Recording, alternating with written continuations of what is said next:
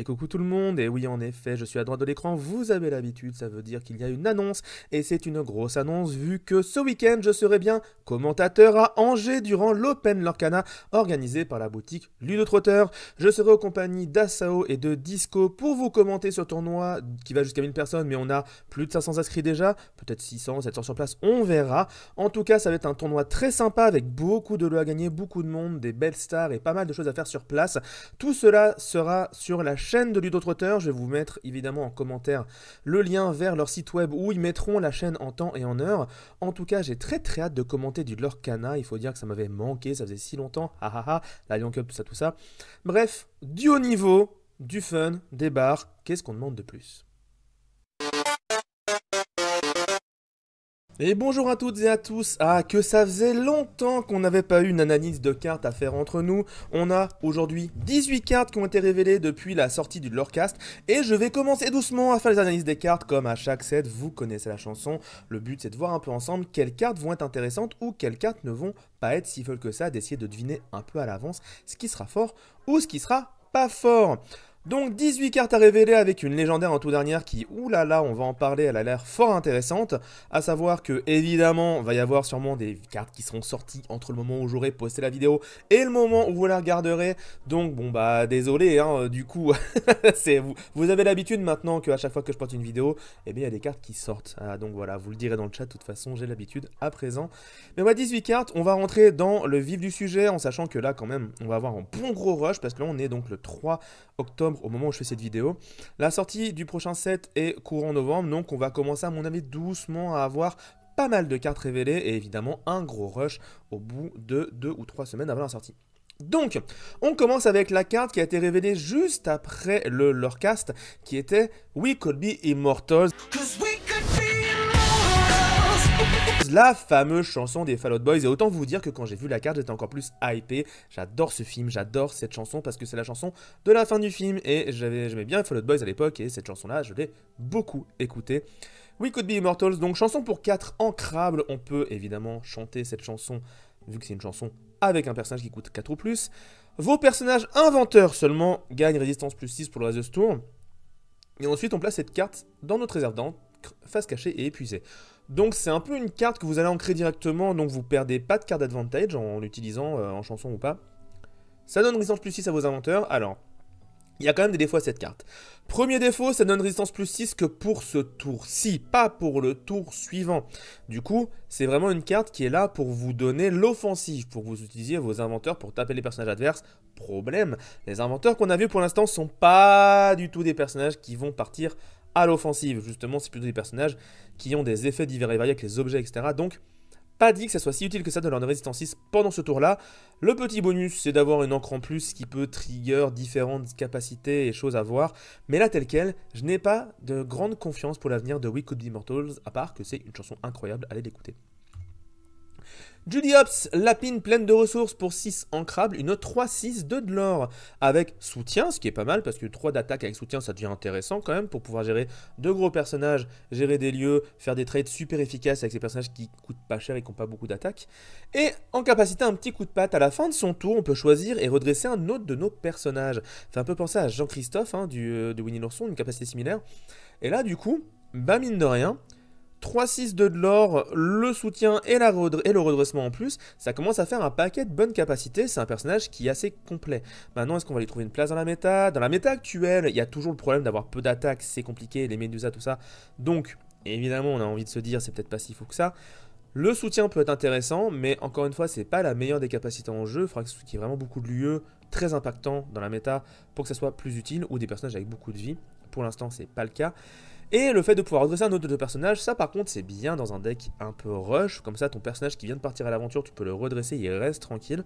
Donc à voir, tel quel, j'ai pas de grands espoirs pour cette Judy, car bien que c'est une bonne carte, en vrai elle a des bons traits, des bonnes capacités et tout, malheureusement, trouver une place pour elle dans un deck risque d'être compliqué à mon avis. On enchaîne avec Nick Wilde, la couleur l'encre saphir, va enfin avoir son équivalent de Rafiki ou Captain Crochet pour une 1-2 ancrable, mais qui peut devenir 3-2 si on a au moins un autre personnage en jeu qui a soutien. Donc tour 1, vous posez Nick Wilde, si l'adversaire il pose un truc un peu compliqué à gérer, vous pouvez poser un soutien et lui monter à 3 d'attaque ce très cher Nick Wild et du coup aller fracasser le truc adverse, ou alors jouer autre chose et garder votre Nick Wild tel quel.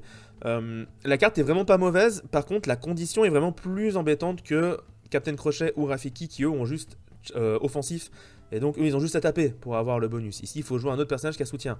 Alors, le personnage qui a soutien pourrait donner en plus sa force à Nick Wild, et donc ça pourrait monter à beaucoup de force, et donc ça pourrait vraiment faire un Nick Wild qui peut aller chercher de gros personnages en face alors qu'il coûte que 1, donc créer beaucoup de tempo. Ça, c'est pas inintéressant. Maintenant, est-ce que vraiment dans les decks bleus actuels, on a la place de rentrer ça? Dans les decks bleus actuels, c'est sûr que non. Maintenant, j'aimerais quand même un jour qu'on puisse voir des decks saphir avec autre chose que le fameux combo objet plus rampe. Donc peut-être, à force de donner des cartes qui sont bien avec du soutien, ça finira par faire un deck intéressant. À voir en tout cas. On enchaîne avec Rafiki. Rafiki qui est très intéressant, j'aime bien l'illustration de la carte en vrai. Pour 9 non ancrables, 6-6, 4 de l'or. 4 de l'or, s'il vous plaît, mesdames et messieurs, Rafiki 4 de l'or. Et durant son tour, chaque fois qu'une carte est placée dans votre réserve d'encre, vous pouvez piocher une carte. Donc si vous ancrez à chaque tour, vous piochez une carte. Et évidemment, si vous avez des cartes qui font mettre des cartes en encre, c'est tout bénef, vous pourrez piocher des cartes derrière. Carte pas inintéressante au niveau des capacités, je pense clairement pour du saphir améthyste, comme ça on peut utiliser les capacités saphir de pouvoir mettre des cartes en ombre pour piocher des cartes derrière. Typiquement Rafiki plus la grande pierre de dragon, c'est incroyable. Non, grand dragon de pierre je crois. C'est incroyable parce que grand dragon de pierre va prendre des cartes de votre défausse pour les mettre en encre et vous faire piocher en même temps. Donc c'est vraiment super efficace. Gros problème du Rafiki, il coûte un bras.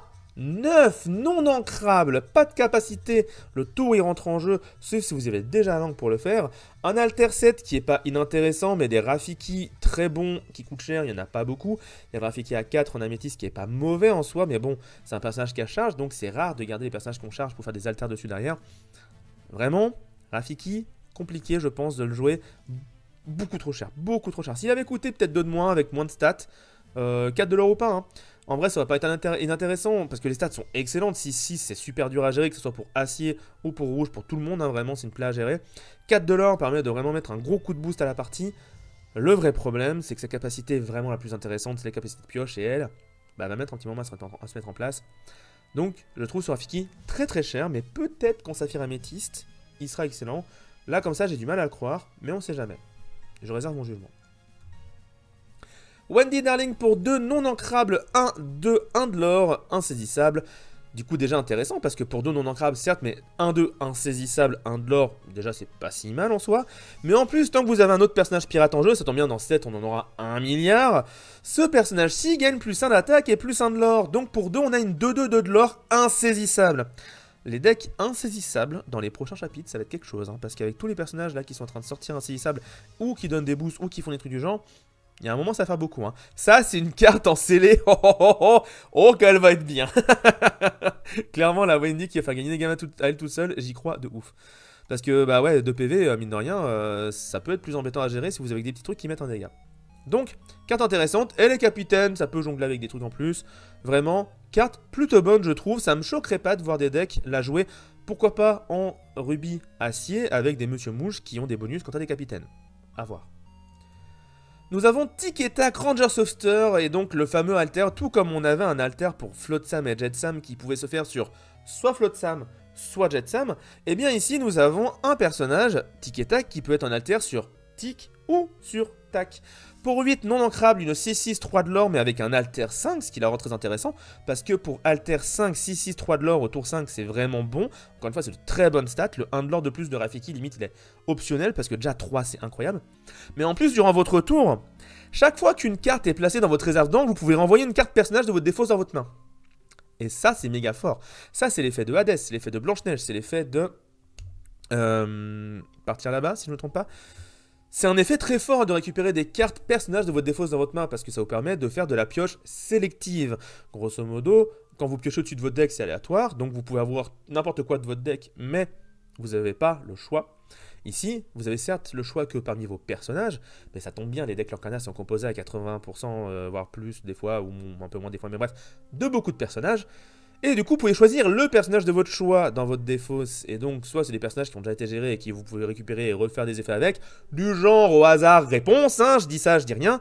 Non, vraiment, Tic et Tac, super bonne carte, je trouve. Ça me choquerait vraiment pas de l'avoir joué. Même dans des decks lambda, je veux dire, cette capacité, Il n'y a pas besoin de jouer jaune-bleu pour la faire. Juste durant votre tour, vous ancrez une carte, vous récupérez une carte de votre défausse. C'est super fort. Vous pouvez le jouer au tour 5 avec les tickets tac correspondants. Vraiment, il y a de quoi faire. Des tickets tac, il y en a un paquet en plus. Donc, je pense que cette carte pourrait franchement être jouée. Ça ne me choquerait pas du tout de l'avoir jouée. Yokai, pour 4 ancrables, une 3-3 de lance, ce qui est déjà pas mauvaise stat en soi. Chaque fois que ce personnage est envoyé à l'aventure, vous pouvez renvoyer dans vos objets dans votre main. Et si vous le faites, le prochain objet que vous jouez ce tour-ci vous coûte 2 de moins. Le vrai avantage, c'est de pouvoir reprendre des objets en main pour les rejouer derrière. Il y a 2 avantages à ça. Premièrement, quand vous jouez Yokai, quand vous envoyez à l'aventure Yokai, vous récupérez une glace à l'eau pour la rejouer gratuitement, vu que le prochain objet coûte 2 de moins. Donc vous piochez une carte gratos à chaque fois que Yokai part à l'aventure avec des glaces à l'eau. Rien que ça, dit comme ça, quand Yokai part à l'aventure, vous piochez une carte. Rien que ça, c'est fort. Mais il y a d'autres trucs rigolos à faire. Par exemple, vous pouvez récupérer une plume en forme d'arête, ou alors évidemment le sous-fétiche, pour le rejouer immédiatement pour moins cher, et le réactiver si vous venez de l'activer. Typiquement, sous-fétiche, je l'utilise, je gagne du lore. D'ailleurs, je le reprends en main grâce à Yokai en faisant 2 de lore. Je l'en pose pour seulement 5, et je le réactive si vous avez assez de lore pour faire tout ça. Évidemment, ça peut faire des tours monstrueux. Yokai, vraiment, cette capacité est loin d'être inintéressante. Le fait de pouvoir jouer des objets moins chers et obsolètes, mais le fait de pouvoir reprendre des objets en main, ça, c'est vraiment super cool. Ça peut faire plein de choses très très sympatoches. Il est inventeur derrière pour pas gâcher, on sait jamais s'il y a d'autres choses sympas qui peuvent se jouer avec ce trait. Pour 4 ancrables, je trouve que c'est une excellente carte et je ne serais pas du tout surpris de l'avoir et de jouer en quelques exemplaires peut-être dans des decks saphirs à l'avenir. Barbara Papa. Ici, les Barbapapa. Jeu de mots, jeu de mots. Barbara Papa. Ouais, il manque le Barbapapa. Il y a un rat en trop, il y a un rat en trop. Peut-être c'est Ratigan, je sais pas, mais il y a un rat en trop. Ou alors un dieu égyptien, on ne sait jamais, peut-être. Pour 3 ancrables, 1-5. Tant que ce personnage a au moins un dommage sur lui, il gagne 1 de l'or. Donc on peut virtuellement dire que c'est une 1-4 de l'or pour 3. Le problème, c'est qu'il faut qu'elle soit blessée. Et dans d'autres couleurs, on a déjà des 1-4, 1 de l'or pour 3. Elles sont déjà pas forcément jouées ou un tout petit peu en deck rush, c'est très particulier. Du coup, Barbara Papa, pas inintéressante, mais je pense que je préfère Ratigan parce que Ratigan, il prend une première fois des dégâts pour activer sa capacité qui lui donne plus d'attaque. Et une fois qu'il l'a, bah, t'es à peu près sûr qu'il va taper au moins une fois correctement. Ici, c'est un personnage qui va juste se faire fracasser la tronche par des personnages adverses qui vont prendre que 1 dégât à chaque fois. En contrepartie, elle va prendre 1 de l'or, donc voilà, en gros, l'adversaire, il va juste la fracasser, elle aura pas le temps de faire capacité. Je suis pas très très fan. Elle a le trait pilote, on sait jamais, ça pourrait être utile. Par contre, elle a le trait héros, et ça me surprend parce que je vois pas dans quel univers c'est un héros. Bref. Peter Pan, farceur du pays imaginaire, une 4-6 pour 7, 1 de l'or. Alors les stats sont catastrophiques. Ce personnage arrive en jeu épuisé, bon. Mais tant que ce personnage est épuisé, les adversaires ne peuvent pas gagner d'éclat de l'or, à moins que l'un de leurs personnages ait défié ce tour-ci. On ne va pas parler de Mergotel, parce que Mergotel c'est du passé, ou plutôt c'est le futur de l'Orcana, mais on ne le sait pas encore. Clairement, Peter Pan qui a un effet très similaire, mais qui a l'immense problème de devoir être épuisé, tout comme Mergotel. L'avantage qu'il a, ceci dit, de son côté, c'est qu'il rentre en jeu épuisé, donc il peut le faire directement rentrer en jeu. Mais le léger boost de stats n'est pas assez intéressant, et surtout, il suffit qu'un personnage adverse ait défié pour que la capacité ne fonctionne plus. Il est épuisé, donc il pourra se faire attaquer facilement, tout ça.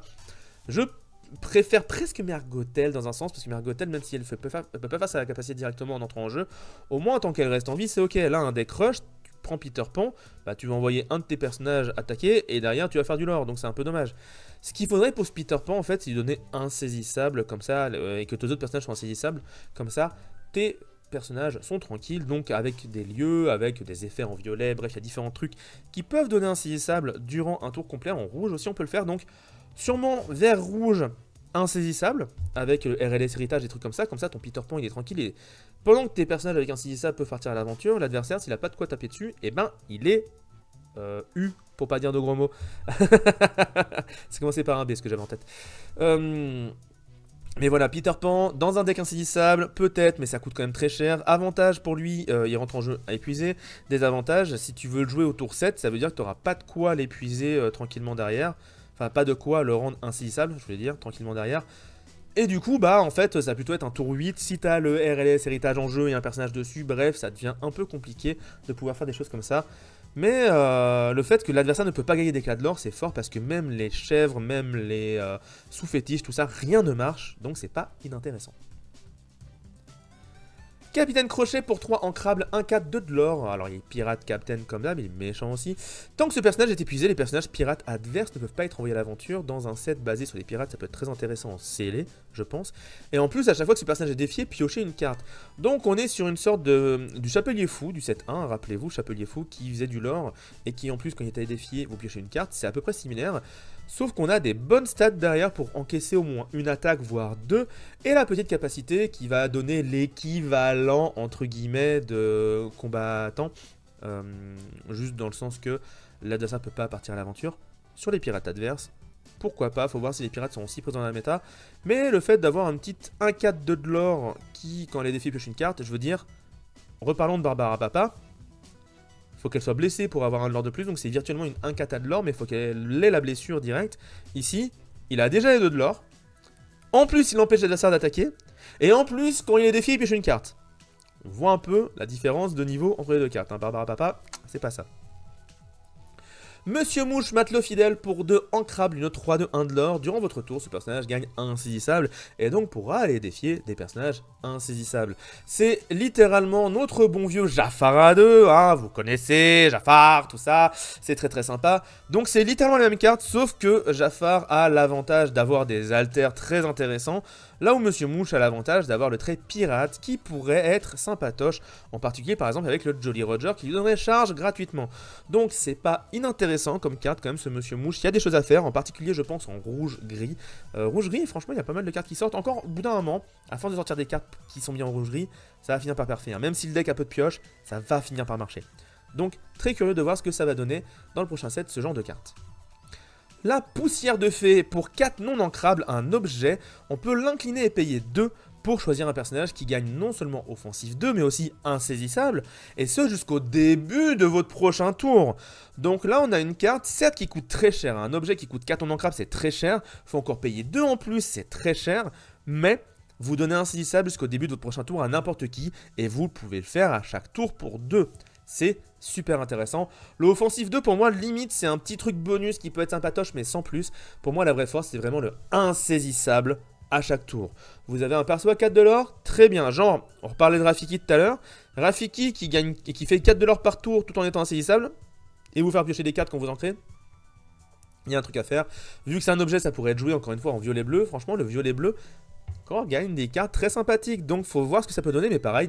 Tamato insaisissable, Flaversham insaisissable, il y a 1 milliard d'utilisations de cette poussière de fée dans un deck Saphir Améthyste, donc je pense qu'il y a un truc à faire avec cette carte. Je suis pas sûr que ça va être joué parce que c'est encore une fois très cher et non manquable, mais à mes yeux, honnêtement, il y a un truc à faire.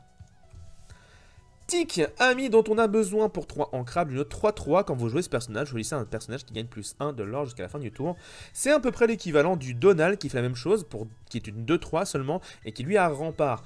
Donc entre les deux, dans un deck rush, clairement je préférais Donald, et même dans d'autres decks, je pense que le petit rempart en plus peut être vachement plus sympathique que le fait d'avoir 3 d'attaque. Par contre, ce tic peut être un alter plutôt sympatoche pour le tic et tac qu'on a vu tout à l'heure. Donc, je réserve mon jugement, ce sera peut-être joué pour l'alter uniquement, parce que donner plus 1 de l'or, c'est quand même pas trop déconnant comme capacité.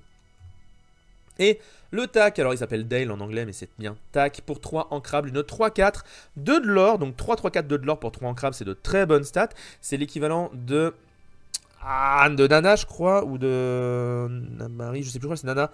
Je crois que c'est Nana, donc la sœur de Lilo dans Lilo et Stitch, qui a les mêmes stats, mais qui est non ancrable. Ici, il est ancrable, mais il doit rentrer en jeu incliné, sauf si vous jouez un tic chip, c'est tic. Donc, du coup, si vous avez un petit tic pour 2 ou pour 1 à jouer qui peut être sympatoche, je sais qu'il y en a déjà eu des tic et tac, je me souviens plus de leur stats pour être honnête. J'ai pas les cartes sous les yeux parce que c'est les cartes qu'on a fait durant le lorecast et donc je les ai pas récupérées par après.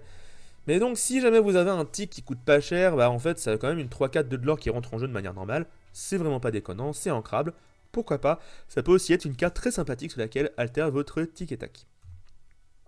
Hiro Hamada Team Leader pour 4 ancrables, 1-5, 1 de l'or.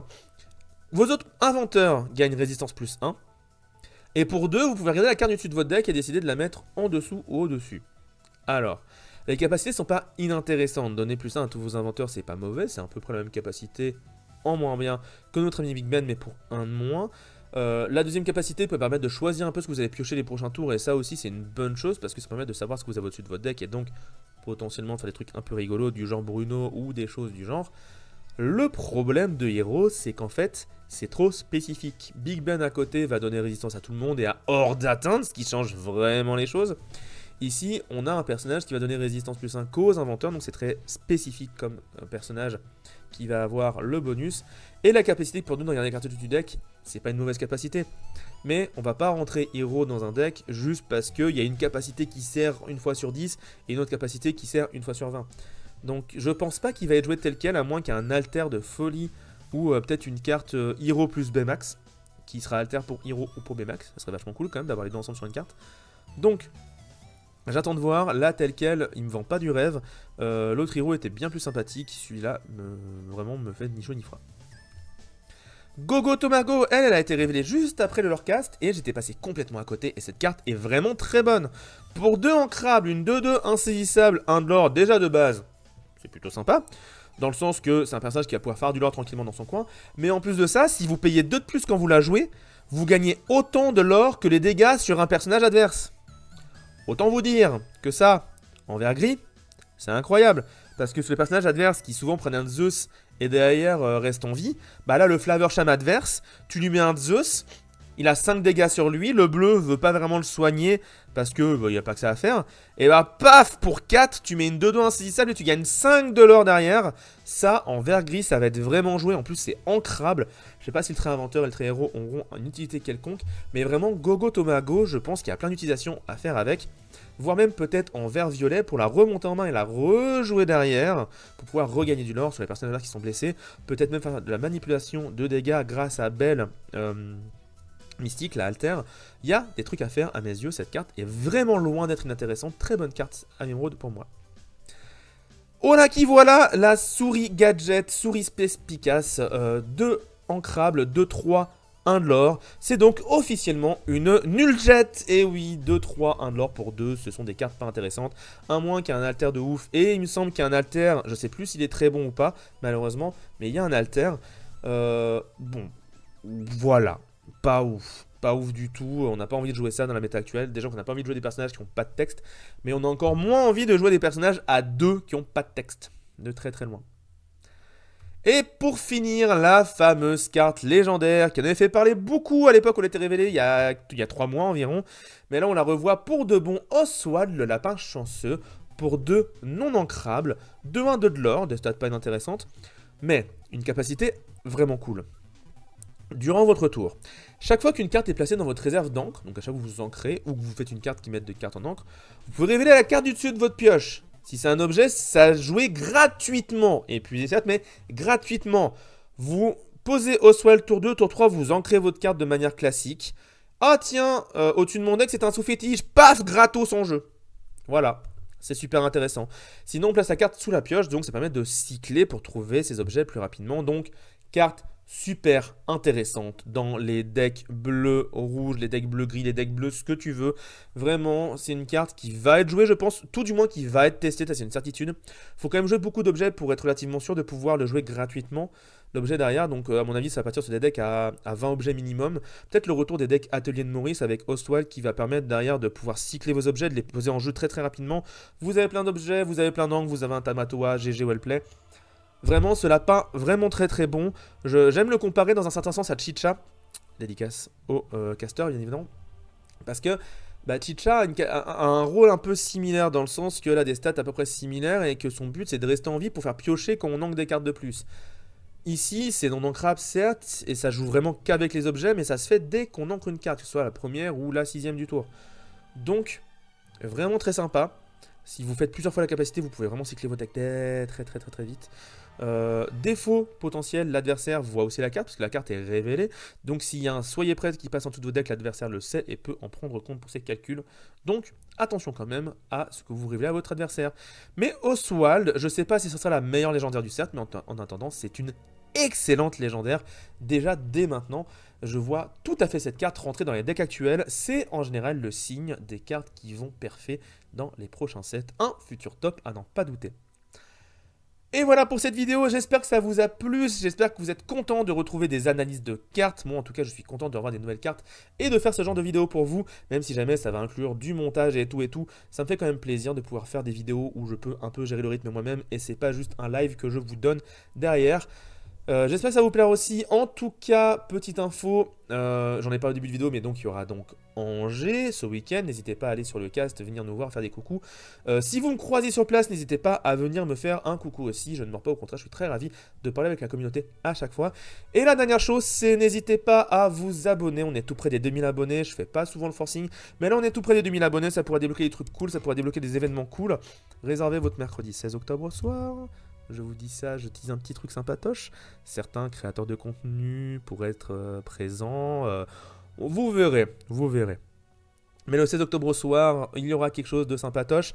Et surtout sur les différents réseaux sociaux, il va y avoir des concours à venir pour vous faire gagner tout un tas de petites cartes sympatoches, de petites cartes promotionnelles que j'ai ici. Mais voilà, il y a pas mal de cartes à vous faire gagner que j'ai récoltées au fil de mes pérégrinations récentes. Donc on va essayer de vous faire gagner tout ça sur Twitter, sur Instagram, sur le Discord, en vidéo YouTube dans une future vidéo.